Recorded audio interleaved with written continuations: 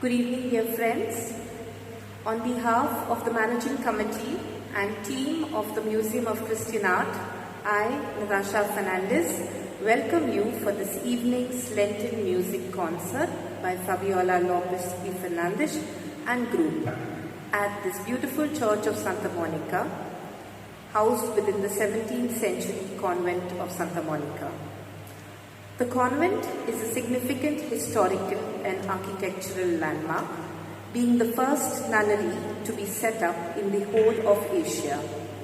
The church, popularly called the Chapel of the Weeping Cross, gained its name from an incident in 1636 when the image of Christ opened its eyes and blood flowed from its wounds, an event witnessed by the then Viceroy and Bishop, as well as the cloistered nuns who lived in the convent. Lent is a time often associated with introspection, restraint, and preparation. This evening's music offers space for contemplation through sound in this very special church.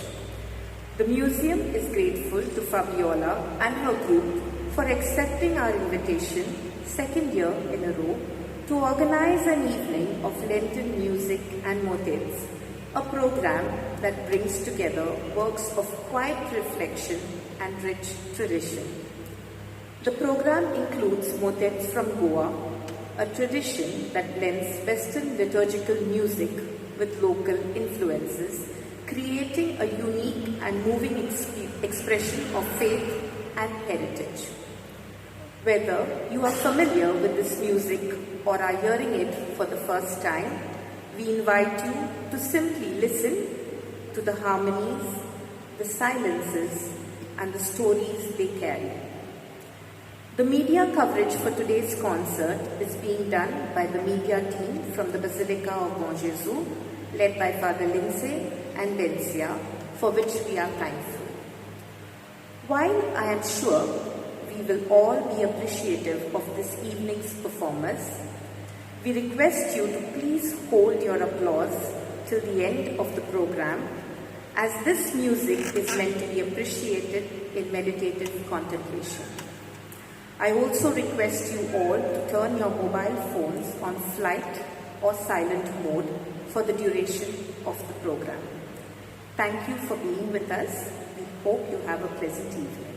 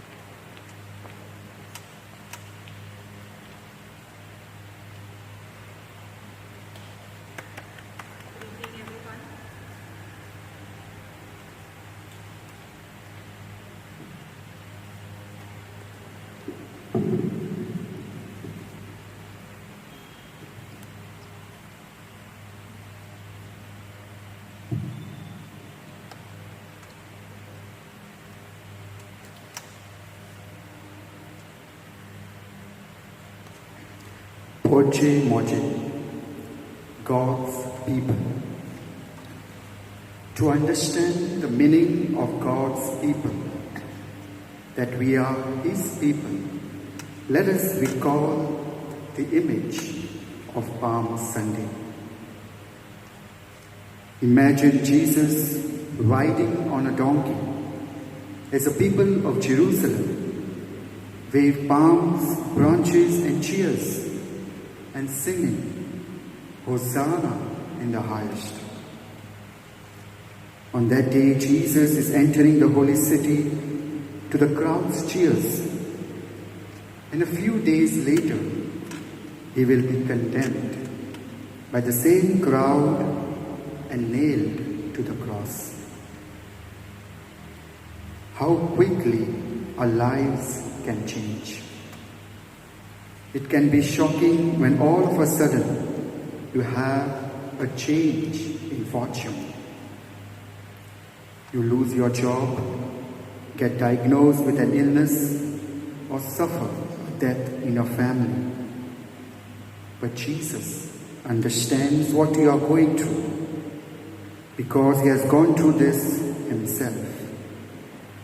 He understands you not only because he is divine and knows all things, but also because he is human and has experienced all things himself. Moreover, he understands. He understands us because we are his people. We are God's people. As we listen to this beautiful piece, Voce Motet, let us acknowledge that we are God's people, and let us always abide in his word and love.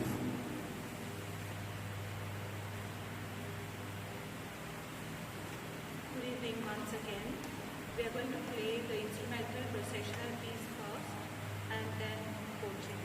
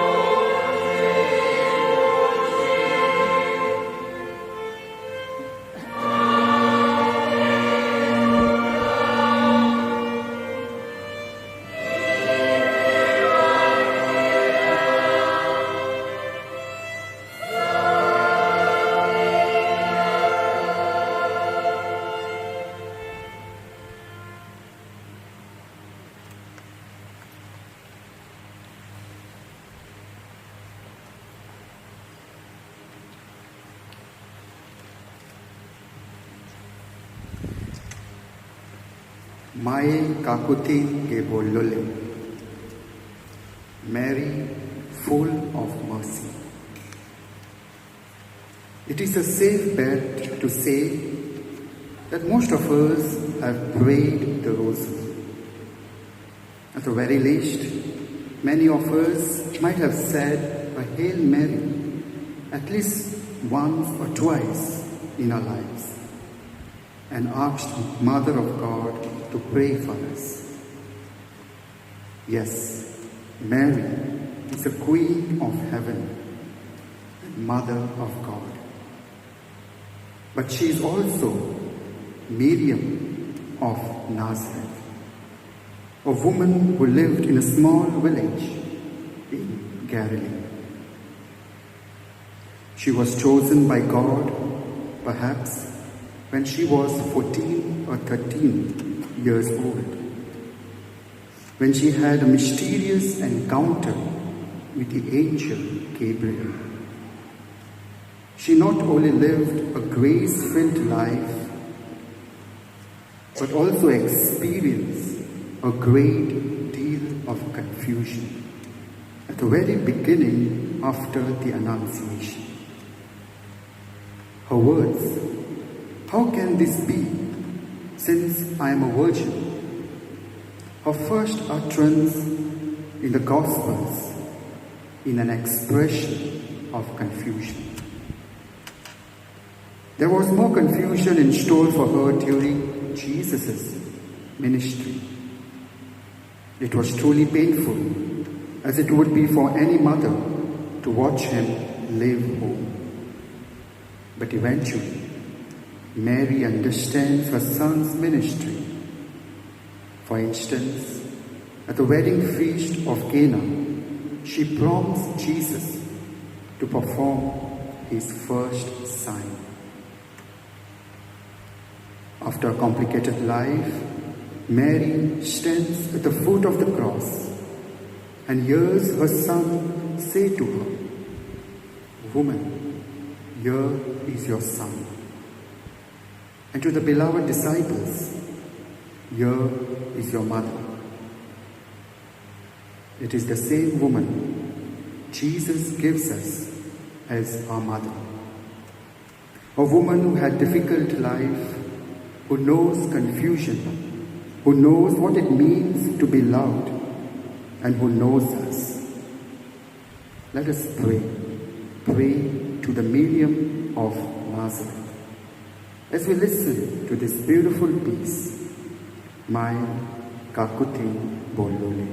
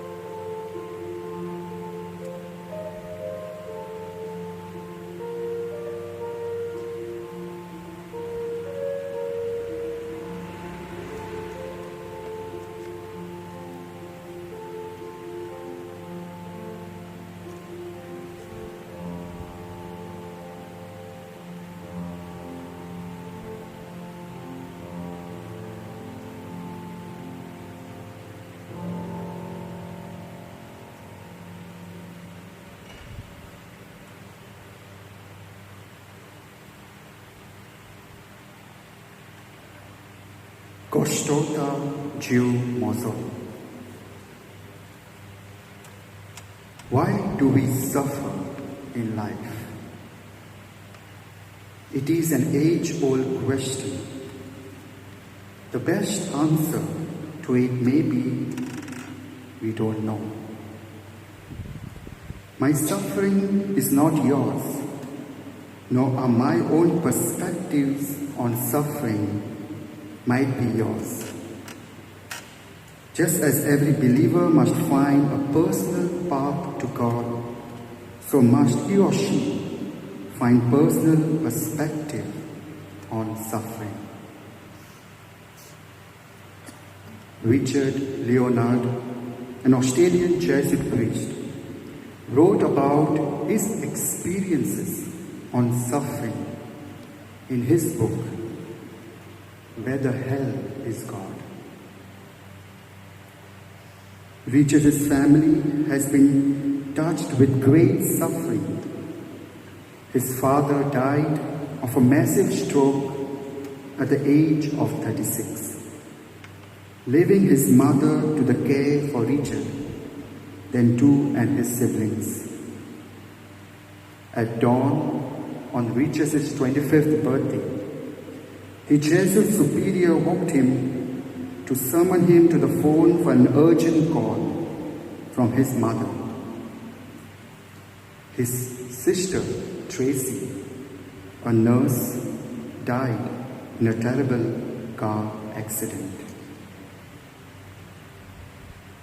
To tears, Richard's mother began to ask him questions about suffering that put his faith to the test and asked, whether hell is God. Richard answered to his mother saying that God was with them in their suffering. I think God is devastated.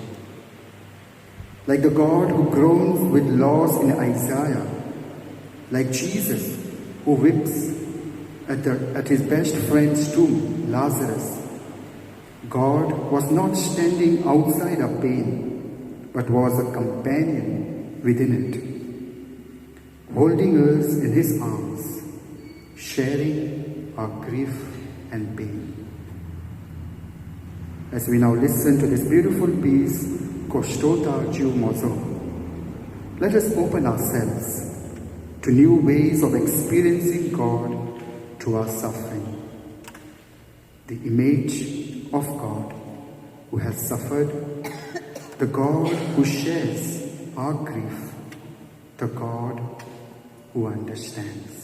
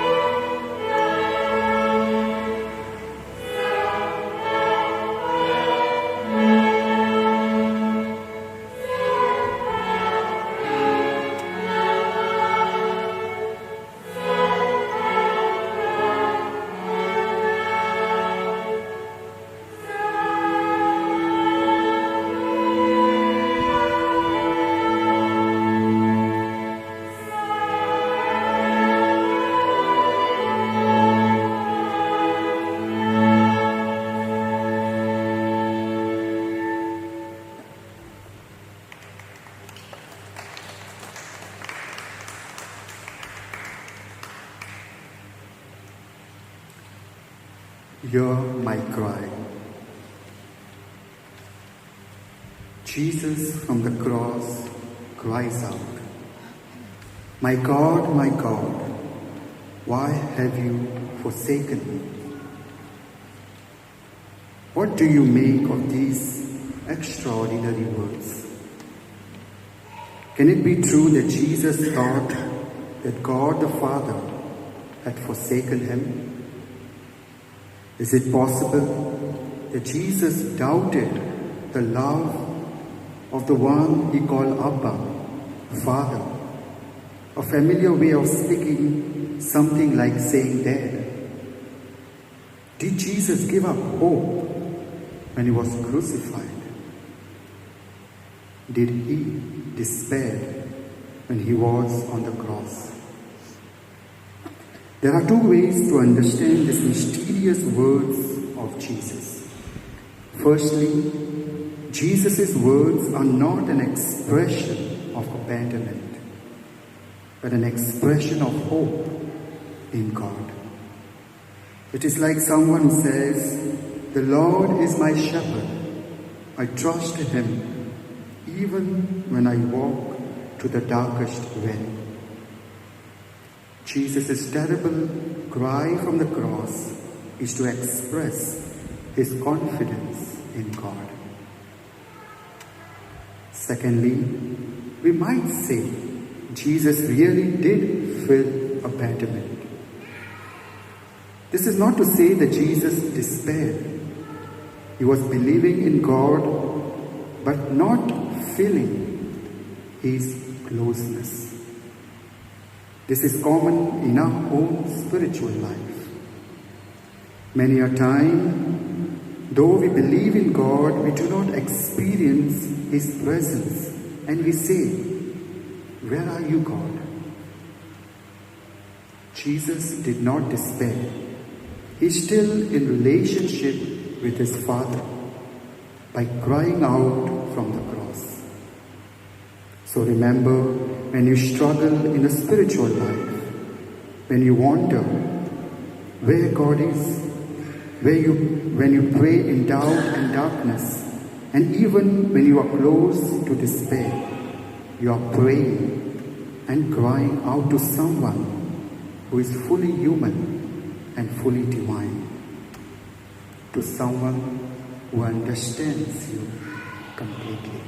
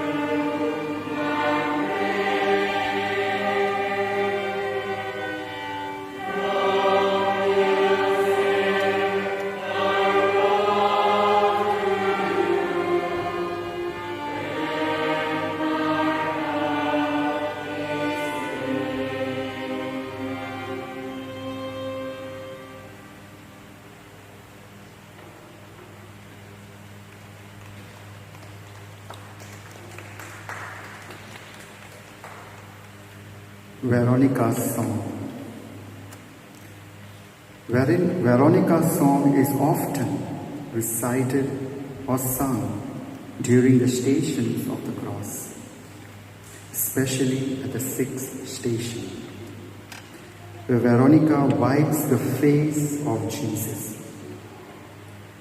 This song reflects Veronica's compassion and the image of Jesus' suffering. As we listen to this beautiful piece, let us reflect on these words.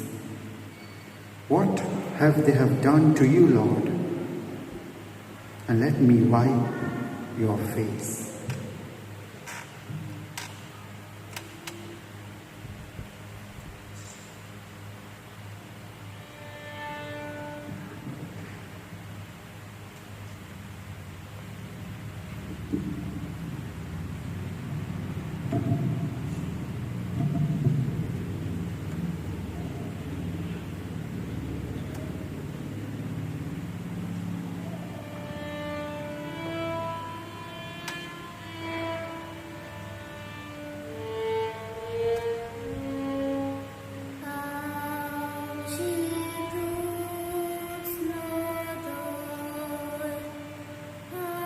She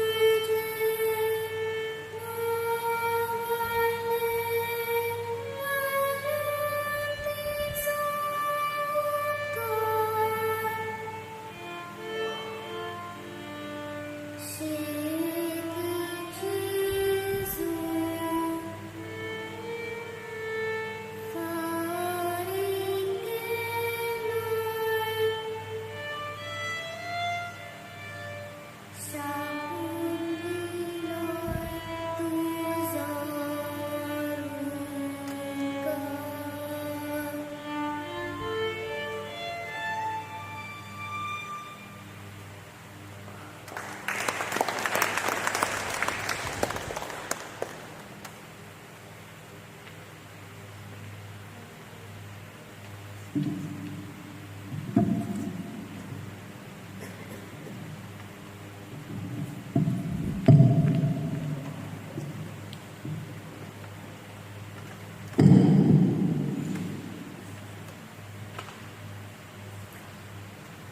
God of mine, O God of mine, yes, but do we listen to our God? How can I distinguish God's voice and our voice when we pray? When I pray, do I listen to God's voice? God always listens to us. God always sees us as His beloved children. He calls us by our name and sends us by His name to listen to the people who are struggling in their lives. We are sent. We are sent because we are all His beloved children. As we listen to this beautiful piece, O God of mine, let us reflect on our call, on our relationship with God and our mission.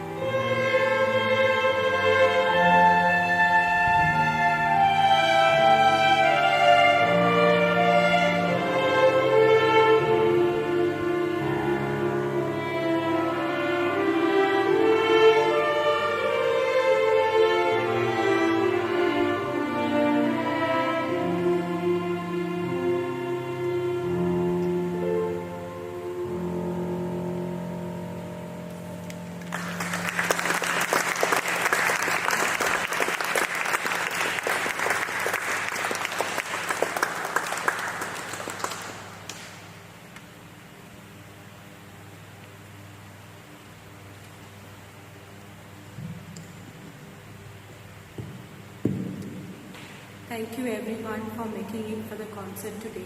I appreciate your presence and kind attention. Thank you for the applause too. I would like to especially thank MOCA or Museum Christian of Art and team for calling me here and my students perform. A special thanks to my family members, my children, my husband. Special thanks to Roy Menezes, Antonio Azevedo, and all of the participants, my students, Simone Pereira, Myron Pereira, Andrea de Souza, Sheena Alfonso, Cloney Vaz, Esther Di Mello, Kimberly Almeida. They're smiling at me because I'm trying to forget their names on purpose. Okay, then we have Benjamin Montserrat, Anthony Azevedo. There are two Azevedos. One is Antonio and the other one is Anthony. And did I miss someone? My husband Freddie Fernandes, Crizel Fernandes, and Rizendra Fernandes. Rizendra, can I have you here, please?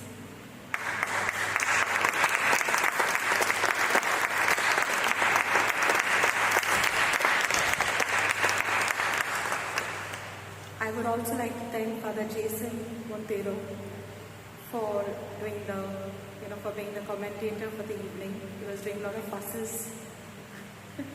Okay. And Benzia, Basilica Media for the coverage. You can also watch it on the YouTube, maybe probably after uploading in the evening. She has to work on it. And moreover, I would like to thank God, Mother Mary, for all the grace, blessing, for all the talents. It is only with God's grace that we have been able to perform all this. So also we thank each and every one of you. Go safely. Good night.